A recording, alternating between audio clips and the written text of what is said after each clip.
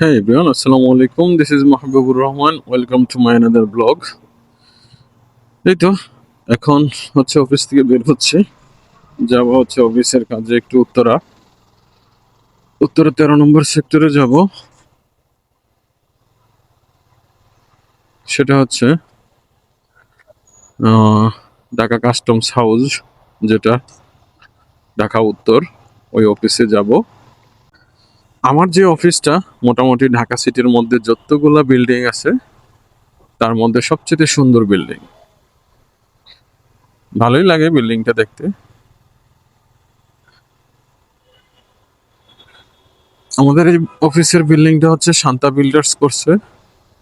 তো বাংলাদেশের প্রথম টুইন টাওয়ার হচ্ছে এটা, এবং এটার যে দুইটা বিল্ডিং আপনারা দেখতে পাচ্ছেন সেটা হচ্ছে, এক পাশেরটা হচ্ছে আমাদের নিজেদের কোম্পানির, আরেক পাশেরটা হচ্ছে আপনার শান্তা বিল্ডার্সের।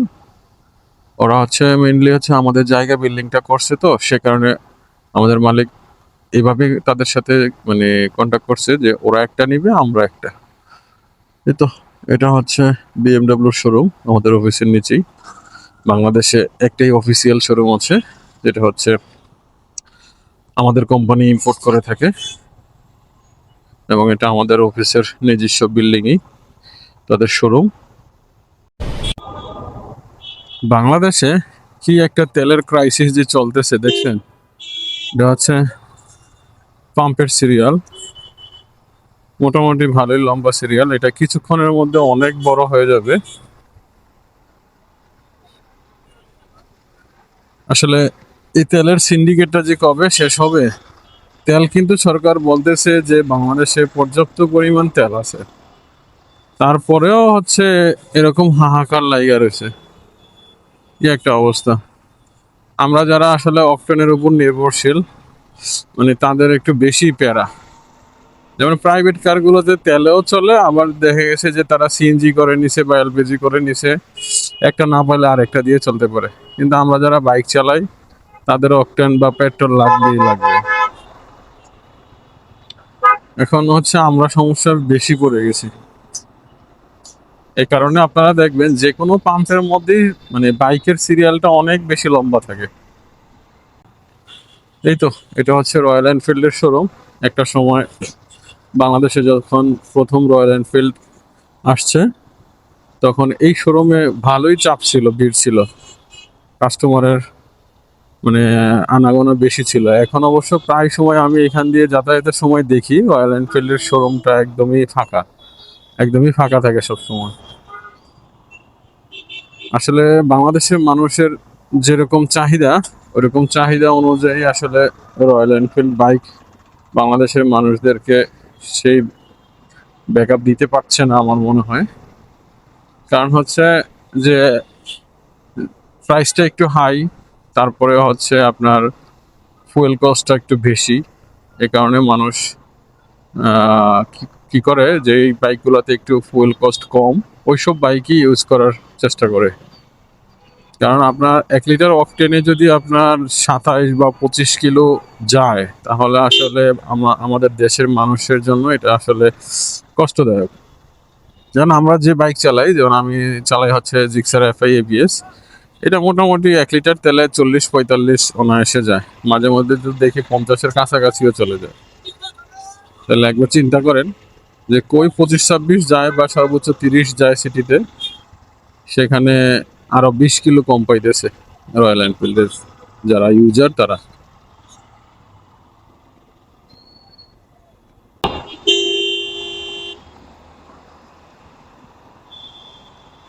দেখছেন কি একটা অবস্থা! এই যে সামনে একটা ফুটওভার ব্রিজ, এই ফুটওভার ব্রিজটা দেওয়া লোকটা যদি পার হইতো তাহলে কি একটা মানে কোনো অসুবিধা হইতো তার? এভাবে সে নিজেও অ্যাক্সিডেন্ট হবে, আমাদেরকেও অ্যাক্সিডেন্ট করবে।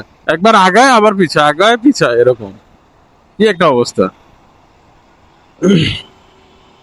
আসলে আমরা যারাই এই রাস্তা পারাপার হই না কেন, সবাই আসলে চেষ্টা করব যে ফুটওভার ব্রিজ ইউজ করতে। কারণ ফুটওভার ব্রিজ ইউজ করার ফলে মানে আমাদের অ্যাক্সিডেন্ট হওয়ার চান্স কম থাকে, এবং মানে যারা গাড়ি ড্রাইভ করে, হোক সে বাসের ড্রাইভার বা সিএনজি ড্রাইভার বা প্রাইভেট কারের ড্রাইভার বা বাইক রাইড করে যে ড্রাইভার, মানে সবারই একটা অসুবিধা হয়।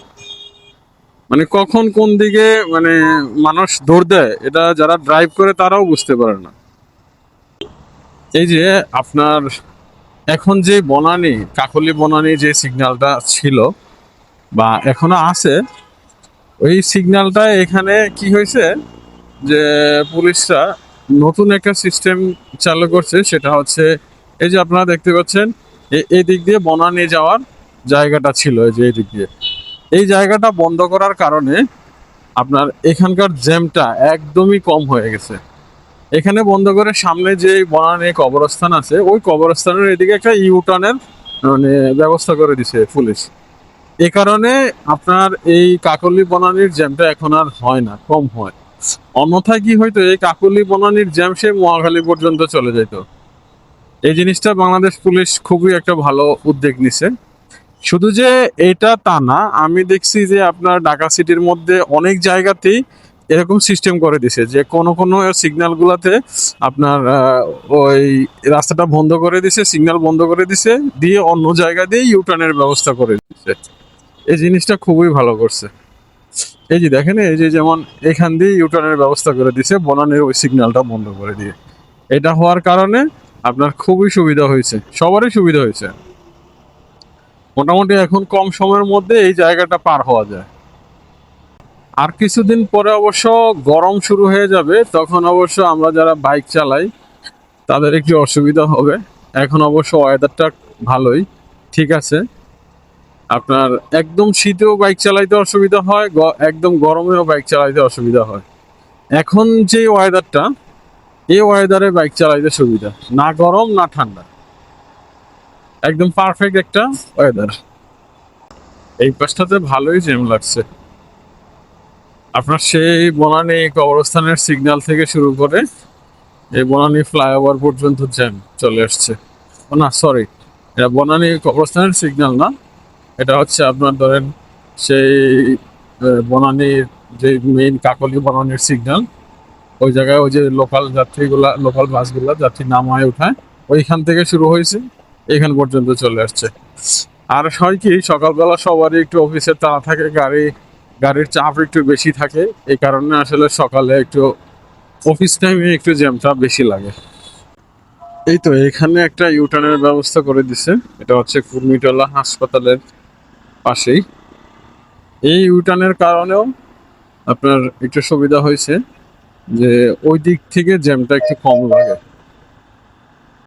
এই যে আমরা যারা এই কুড়িল বিশ্ব রোড হয়ে উত্তরার দিকে যাই বা আপনারা যারাই যান, আমার কাছে একটা জিনিস খুবই ভালো লাগে, সেটা হচ্ছে এই যে রাস্তার দুই পাশের আইল্যান্ডের মধ্যে যে গাছগুলা লাগাইছে, দেখেন খুবই সুন্দর, অনেক সুন্দর গাছগুলা। এই যে কিছু কিছু গাছে ফুল ফুটছে, ভালোই লাগে দেখতে। আর ঢাকা সিটির মধ্যে এই যে কয়টা লেন দেখেন, একটা দুইটা তিনটা চারটা পাঁচটা লেনের রাস্তা ঢাকা সিটির মধ্যে, এই কুড়িল ফ্লাইওভার। আপনার ধরেন এরকম যদি আপনার সবগুলো রাস্তা ঢাকা সিটির মধ্যে হইতো, তাহলে আমরা এখন যে জ্যামটা ফেস করি ঢাকা শহরের মধ্যে, সেটা মনে হয় না আর করা লাগতো।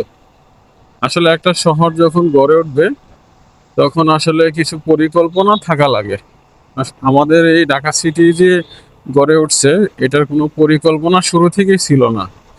এই কারণে আপনার ধরেন জ্যামটা একটু বেশি। এই যে এইদিকে রাস্তাটাও প্রায় 4 লেন। এই রে বাপ রে বাপ, এই যে দেখেন কোথায় চলে আসছে তেলের সিরিয়াল। এগুলো হচ্ছে প্রাইভেট কারের। এই সিরিয়ালটা সম্ভবত হচ্ছে যে উত্তরা বিআরটি এর এখানে যে একটা পাম্প আছে তেলের, ওই পাম্পের সিরিয়াল এটা। ভালোই লম্বা এটা। এখানে বাইকের সিরিয়াল তো দেখতে পাচ্ছি না, কি বাইকের তেল কি গেলেই দিয়ে দেয় এরকম? তাইলে তো আমি নিব, দেখি তো মিটারে তেল আছে কিনা। হ্যাঁ, ট্যাঙ্কিতে তেল আছে, ফুলই তো আছে, তাহলে আমার আর লাগবে না। হ্যাঁ, এই যে এই পাম্পের সিরিয়াল এটা। ও আছে, বাইকের সিরিয়াল আছে, এই যে এই পাশে বাইকের সিরিয়াল, কিন্তু বাইকের সিরিয়ালটা অনেক কম। এই যে দেখেন এখানেও আপনার 4টা লেন। এই রাস্তাটা আসলে 4টা 5টা লেন দিয়েই তৈরি, এক পাশে, অন্য পাশে না কিন্তু, শুধু যাওয়ার রাস্তাটাই 4-5টা লেন। আর এবার চিন্তা করেন ওই পাশটাতে এরকম 4-5টা লেন আছে, তাহলে টোটাল যদি 8-10টা লেন থাকে, তাহলে এবার চিন্তা করেন এই রাস্তায় জ্যাম কেন হবে? এই রাস্তাতে জ্যাম হবে না, শুধু খালি টুকটাক জ্যাম লাগায় রাখা হচ্ছে লোকাল বাসগুলো। এই তো, এটা হচ্ছে নতুন এয়ারপোর্ট। এখনো অবধি পর্যন্ত এটা চালু হয় নাই। কবে যে চালু হবে সেটা আসলে কেউই বলতে পারে না। তবে এয়ারপোর্টটা দেখতে কিন্তু সুন্দরই করছে। আসলে একটা আধুনিক এয়ারপোর্ট আমরাও চাই। বাংলাদেশ সরকার যদি এটাকে আধুনিক এয়ারপোর্ট হিসেবে তৈরি করে তাহলে অবশ্যই ভালো হবে আমাদের যারা প্রবাসী ভাইয়েরা আছে বা বোনেরা আছে তাদের জন্য।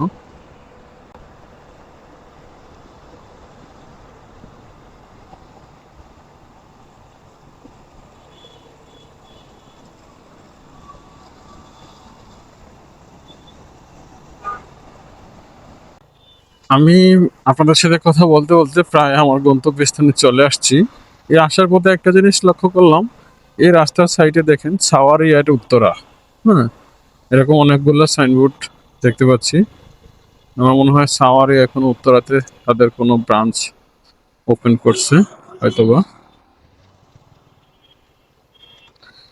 একটু রং যাব, এই তো চলে আসলাম হচ্ছে আমার গন্তব্যস্থানে। এটাই আমার গন্তব্যস্থান।